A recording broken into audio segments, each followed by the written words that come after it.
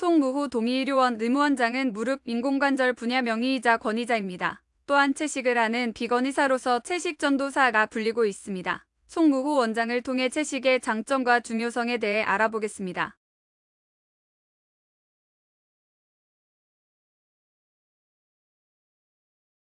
패러독스란 말이 있습니다. 우리말로는 역설이라고 합니다. 언뜻 보면 참인 것처럼 보이나 실제로는 모순되는 현상을 뜻합니다. 오늘은 고지혈증 피검사의 패러독스에 대해 알아보겠습니다. 고지혈증 피검사를 하면 몇 가지 콜레스테롤 수치가 나옵니다. 그중 가장 중요하게 여기는 것이 나쁜 콜레스테롤, 즉 LDL입니다. 일반적인 가이드라인을 살펴보겠습니다. LDL은 동맥경화와 심혈관질환의 주범이니 수치를 130 이하로 낮추라고 합니다. 그래서 의사들은 LDL 수치가 조금 높게 나오면 위험할 수 있으니 당장 약을 드셔야 합니다 라고 말씀하십니다. 그러면서 스타틴 약을 처방합니다. 환자는 당연한 듯 그 약을 복용합니다. 일단 수치를 낮추어야 안전하다고 하니까요. 그런데 2023년 7월 이상지질혈증 패러독스라는 논문이 발표되었습니다. 평균 나이 60세 남성 1,500명을 대상으로 10년간 추시 관찰을 해보았더니 LDL 수치 130 이하군의 사망률이 130 이상군보다 약 30% 증가했다는 것이었습니다. 뭐라고요? 130 이하로 낮추면 좋다고 해서 약을 먹고 있는데 사망률이 더 증가했다고요?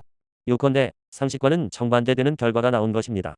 논문의 저자들은 나아가 현재의 고지혈증 가이드라인이 현실과 맞지 않다면서 엄격한 재평가가 필요하다고 결론지었습니다.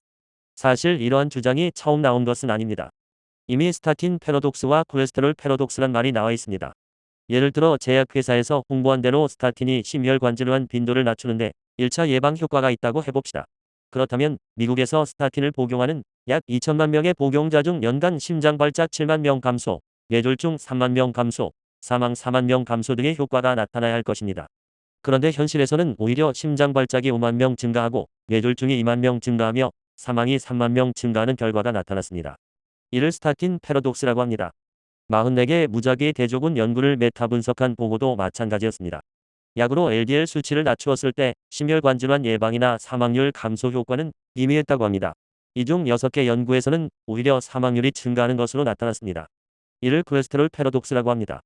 2009년 미국에서는 급성 심장발작으로 입원한 약 14만 명의 환자들을 대상으로 혈중 콜레스테롤 수치를 조사했더니 똑같은 결과가 나왔습니다. 이 결과를 보면 LDL 수치 130 이상 군보다 130 이하 군, 특히 70에서 120 사이에서 급성 심장발작 입원 환자가 더 많았습니다. 전체 환자의 4분의 3이 130 이하였고 4분의 1이 130 이상이었습니다. 2023년 6월에 나온 서울대 연구에서도 마찬가지였습니다.